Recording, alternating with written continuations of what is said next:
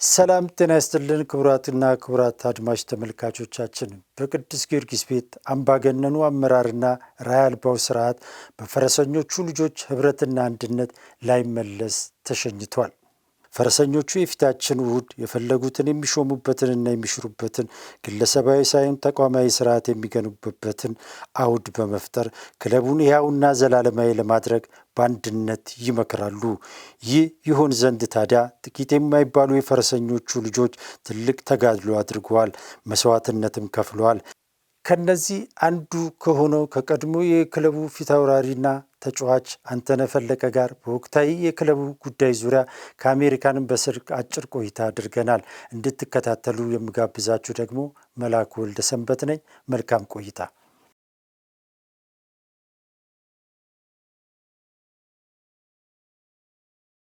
ያው እንደሚታወቀው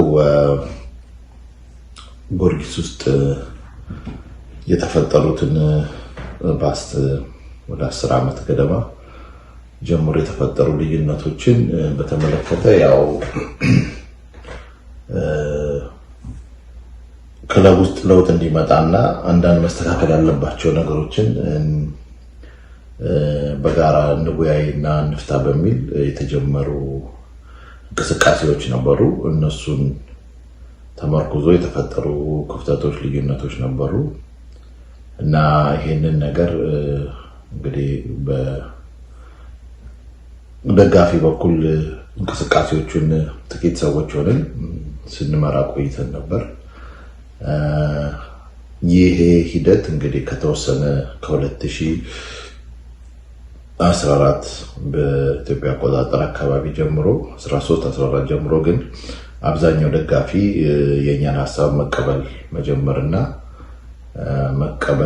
መጀመር ብቻም ሳይሆን ሂደቶች ውስጥ ተቀላቅሎ እንቅስቃሴዎች ተቀላቅሎ የተለያዩ ሂደቶችን ሲያከናውን ቆይቷል እና ይሄ በየምዕራፉ ሄዶ አሁን መጨረሻ ላይ የመጣውን ለውጥ እንዲፋጠን አድርጎ ለዚህ ደርሰናል።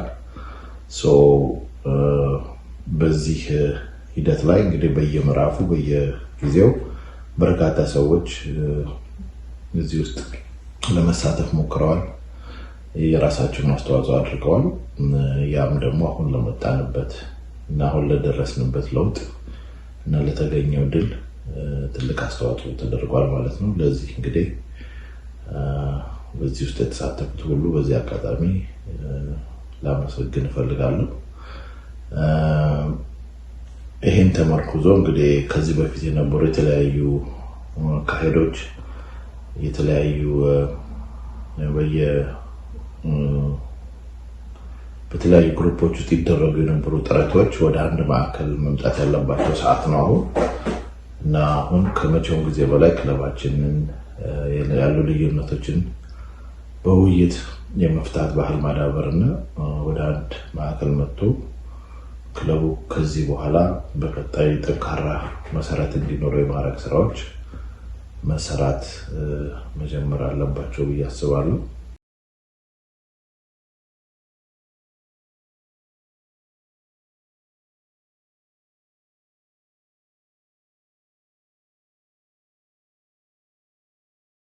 ትልቅ ታሪካዊ ጉባኤ ነው የሚሆነው ብዬ አስባለሁ። አጋጣሚ ሀገር ውስጥ ባለመሆኔ መሳተፍ አልቻልኩኝም። ነገር ግን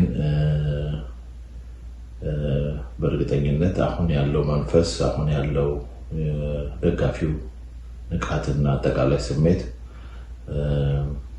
ክለብ ውስጥ እንግዲህ አይነተኛ የሆነ ለውጥ እንዲመጣ፣ ይህ ለውጥ ደግሞ በቋሚነት ክለቡን ሊያሻገር የሚችል ከዚህ በፊት የታዩ ችግሮችን የነበሩ ስህተቶችን እንዳይደገም የማድረግ ስራዎችን ይሰራሉ የሚል እምነት አለኝ። ለዚህም አይ ቲንክ ሁሉም ደጋፊ ዝግጁ ይመስለኛል። እንደዚህ በፊት እንደገጠሙን አይነት ጠቅላላ ጉባኤዎች ይሆናል የሚል ግንዛቤ የለኝም እና በጣም ሂስቶሪካል ሲግኒፊካንሱ ትልቅ ነው። ምናልባትም በዚህ አጋጣሚ ክለቡ እውነተኛ የሆነውን ህዝባዊ ሽግግር ያደርጋል የሚል ተስፋ አለኝ። ክለቡ ምንም እንኳን ከዚህ በፊት ህዝባዊ ነው ቢባልም በተጨባጭ ግን በጥቂት ግለሰቦች የሚዘወር እና በጥቂት ግለሰቦች ፍላጎት ላይ የተመረኮዘ ውሳኔ ብቻ የሚሰጥበትና እነዚህ ጥቂት ግለሰቦች በፈለጉት አቅጣጫ ነው ክለቡን ሲዘውሩት የቆዩት እና ያም አንድ ክለብን ህዝባዊ ሊያስብል ከሚችሉ መስፈርቶች ውስጥ የሚያካትተው አልነበረም። ነገር ግን አሁን ምናልባት ብቻ በእርግጠኝነት አሁን ይህን ሁላ ነገር ካየ በኋላ ደጋፊ ተመልሶ ወደዛ የሚሄድበት እድል ይኖራል ብዬ አልገምትም። መጪው ምርጫ ምናልባት ህዝባዊነቱን ለማረጋገጥ የመጀመሪያው ምዕራፍ የሆነው ወሳኝ ጉባኤ ያደርጋል ብዬ ነው የማስበው። ምንም እንኳን ይሄ የሽግግር ኮሚቴ ለማቋቋም የሚደረግ ጉባኤ ቢሆንም ነገር ግን አስፈላጊው ፋውንዴሽን ለሚቀጥለው ቋሚ ለሚሆነው ቦርድ አስፈላጊውን የሆነ ፋውንዴሽን ይጥላል የሚል ተስፋ አለኝ። ስለዚህ ከዛ አንጻር በጣም ታሪካዊ ነው ሊያስብለው ይችላል።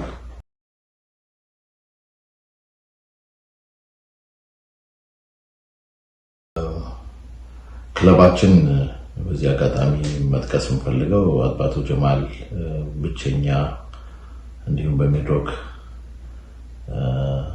ተቋም ብቸኛ ጥረት ነው እዚህ ክለቡ ከመፍረስ አደጋ ሊተርፍ የቻለው። ለዚህ ደግሞ ሁልጊዜም ታሪክ ሲያወሳው የሚኖር ትልቅ አስተዋጽኦ እና ስራ የተከናወነበት ነው። በግል ተጀማል ጋር ወዳጅ እንደመሆናችን በርካታ ጊዜ በዚህ ጉዳይ ብዙ ትርክ ልበለው ጭቅጭቅ አሳልፈናል። ወደ ክለቡ ፊታቸውን እንዲያዞሩ ለማድረግ ከ2 ዓመት በላይ ብዙ ውይይቶች ስናደርግ የቆየ ነው። በበርካታ መድረኮች ሲናገር እንደሰማሁት እናም እንደማምንበት ክለቡ እንደውም አንድ ፍሬዝ አለች የተጠቀማት እኔ ሁልጊዜ የሚድሮክ ሲኢኦ ላልሆን ስለምችል እና የሚፈጠረው ስለማይታወቅ በፍጥነት ክለቡን ወደ ህዝባዊ አደረጃጀት እና ራሱን የቻለ የገንዘብ ምንጭ ጀነሬት የሚያደርግ ክለብ ማድረግ ይጠበቅብናል። ይህን በፍጥነት መስራት አለብን እና ይሄ ጊዜ የሚሰጠው ጉዳይ አይደለም ብሎ ደጋግሞ ሲናገር በተለያዩ ስብሰባዎች ለመስማት ችያለሁ። ይሄ ማለት እንግዲህ ክለቡ ህዝባዊነቱ እንዲረጋገጥ ሚድሮክን የሚያክል ትልቅ አጋዥ ኃይል ከጀርባ ውስጥ ካለ ድረስ ሌሎች ኤሪያዎች ላይ የሚኖሩ ጉዳዮችን፣ ስራዎችን ደግሞ መስራት የተቀረው ደጋፊ ስራ መሆን ይጠበቃል። ለዛም ደግሞ ተጀማልም ሆነ ሚድሮክም ሆነ መላው የቅዱስ ጊዮርጊስ ደጋፊ በመጪው ምርጫና በቀጣይ በሚኖሩ ክንውኖች ላይ ይህን በይበልጥ አሰርት ሊያደርግ የሚችል ስራዎች ላይ ትኩረት አድርገን እንሰራለን የሚል ተስፋ አለኝ። ለዚህም እንግዲህ ጥሩ ማሳያዎች እና ጅማሬዎች አሉ። ስለዚህ በዚህ በኩል ብዙ ስጋት አይኖርብኝም። አሁን ካለው ውስብስብ ሁኔታ አንጻር ክለቡ አሁን ካለበት ስቴጅ አንጻር አሁን በቋሚነት የክለቡን ወጪ እየሸፈነ ያለው ሚድሮክ ነው። ሚድሮክ ገንዘቡን ሲያፈስ ደግሞ የሚቆጣጠርበት መዋቅር አልተዘረጋም በአግባቡ። ያን ደግሞ ለማድረግ ገንዘቡን እስካፈሰሰ ድረስ ሊቆጣጠር የሚችልበት ሜካኒዝም መፍጠሩ ተገቢ ነው ብዬ አስባለሁ። የሽግግርም ጊዜ እንደመሆኑ መጠን እዚህ ላይ አንዳንድ ነገሮች ሊኖሩ ይችላሉ። በቀጣይነት ግን ክለቡን ሙሉ ለሙሉ ወደ ጥገኛ ወዳልሆነ አሰራርና አመራር የሚሄድበትን መንገድ ግን እንሰራለን። ይሄ የአጭር ጊዜ መፍትሄ ስለሆነ ብዙም ችግር ይገጥመዋል ብዬ አላስብም። ካሉን ደግሞ በውይይት የሚፈቱ ቀላል ነገሮች ነው የሚሆኑት ብዬ ነው የማስበው።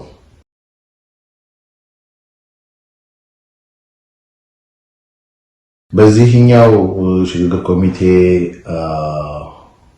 የስራ ዘመን ውስጥ በአብዛኛው በርካታ ቋሚ ስራዎች ይሰራሉ የሚል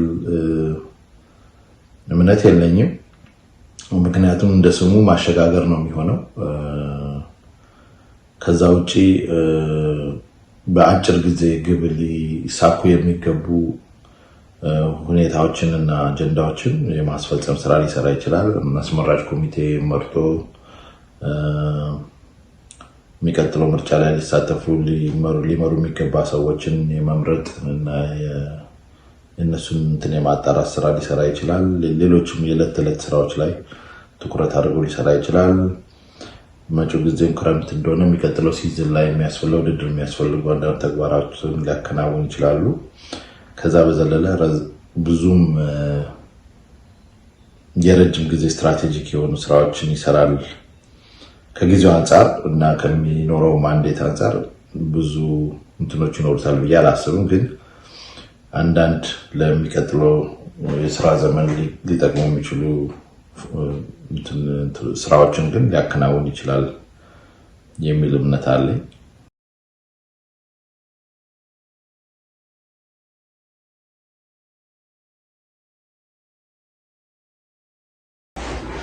እንግዲህ በመጀመሪያ እንኳን ደስ አላችሁ ለማለት ፈልጋለሁ። አሁንም ቢሆን እንግዲህ ይሄ ጠቅላላ ጉባኤ ሲጠራ ከረጅም ዓመት በኋላ ይመስለኛል።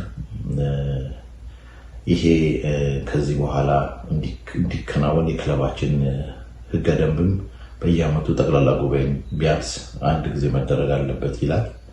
ይህንን የማስከበር ድርሻ የመላው የክለቡ ደጋፊ ነው። ስለዚህ በቀጣይነት እነዚህ ጉባኤዎች ሳይቋረጡ መከናወን አለባቸው። ይሄ የመብት ጉዳይ ስለሆነ እዚህ ላይ ደጋፊው ከዚህ በፊት ያሳየ የነበረውን ሄዚተንት የመሆን ጉዳይ ከዚህ በኋላ ደግሞ የሚል ተስፋ አለኝ። ከዛ ውጭ ያው አሁንም ልድገመው እንግዲህ ለዚህ ቀን እንድንበቃ ትልቅ አስተዋጽኦ ላደረጉት ለአቶ ጀማል እና ለሚድሮክ አሁንም ትልቅ ምስጋና ማቅረብ እወዳለሁ። ያለ እነሱ አስተዋጽኦ ይሄ ቀን ለመምጣት ይከብደን ነበር። ክለቡንም ምናልባት በዚህ ሰዓት ማይሆን የባሰ ሁኔታ ውስጥ ልናገኘው እንችል ነበር። ክለቡን እንግዲህ ሚድሮክ ቶሎ ደርሶ ታድጎታል። ስለዚህ አሁንም ትልቅ ምስጋና ለማቅረብ እወዳለሁ። ከዛ ውጭ እንግዲህ በአዲስ መንፈስ በአዲስ ኃይል መላው የቅዱስ ጊዮርጊስ ደጋፊ እንደውም እንደ ባለፈው መፈክሯ ብቻ ሳትሆን በተግባር የሚገለጽበት አንድ ክለብ አንድ ቤተሰብ የሚለውን በተግባር ከዚህ በፊት በተግባር አልተገለጸችም ትናናት የነበረችው አሁን በተግባር የሚገለጽበት አጋጣሚና አመት እንዲሆን ከዚህ በኋላ ያለው ተስፋ አድርጋለሁ። ምኞቴም እሱ ነው እና በቀጣይም ደግሞ ደጋፊው በየቦታው ተበታትኖ የሚገኘው ደጋፊ በአንድ ማዕከል የሚመጣበትና የደጋፊ ማህበር አቋቁሞ ድምፁን በህጋዊ መልኩ የሚያሰማበት ሂደቶች እንዲፈጠሩ ግፊት እናደርጋለን። እሱ ላይ እንሰራለን። ስለዚህ ሀሳቦች በየሰፈሩ በየኮርነሩ ሳይሆን በአደባባይ ሁሉም ደጋፊ በአንድ ማዕከል መጥቶ ስለ ክለቡ የሚሰማውን እንዲወያይ፣ እንዲያደርግ፣ እንዲነጋገር፣ እንዲወስን የሚያስችል ህጋዊ ማዕቀፍ ውስጥ የሆነ ተቋም እንዲኖረው ማድረግ እንችላለን። ይሄ ባለፈው አመራር ውስጥ ተከልክሎ እንደ ትልቅ ችግር ይታይ የነበረ ነገር ነው። አሁን ግን እሱን ሊከናወኑ ከሚገባቸው የመጀመሪያ ተግባራት ውስጥ አንዱ ለማድረግ እንሞክራለን። ሰውዛት ምንም ድብብቆች ሳይኖር በግልጽ ሁሉም የሚሰማውን ስለ ክለቡ ያለውን ማንኛቸውን ሀሳቦች እየገለጸ የሚቀጥልበት ሁኔታ እንዲፈጠር ነው መደረግ ያለበት። እንደዛም ለማድረግ የሚጠበቀውን ሁሉ እናደርጋለን። ከዛ በተረፈ እንግዲህ መልካም ጠቅላላ ጉባኤ ነው የምለው። አመሰግናለሁ። ውድ ቅዱስ ጊዮርጊሳውያን፣ የቀድሞ የክለባችሁ ፊታውራሪና ባለውለተኛ ያስተላለፈውን ጊዮርጊስን የንታደግ ጥሪና መልእክት ሰምታችኋል። እኛም ቅዱስ ጊዮርጊስን ለማሻገርና ዘላለማዊ ለማድረግ ተለያይቶ ሳይሆን አንድ ሆኖ በስሜት ሳይሆን በስሌት እንደ ግለሰብ ሳይሆን እንደ ተቋም ማሰብና መጓዝ ዋና መፍትሄው ነው። የጋራ ቤት የሚቆመውም እንዲያ ሲሆን ነው እንላለን። አበቃን።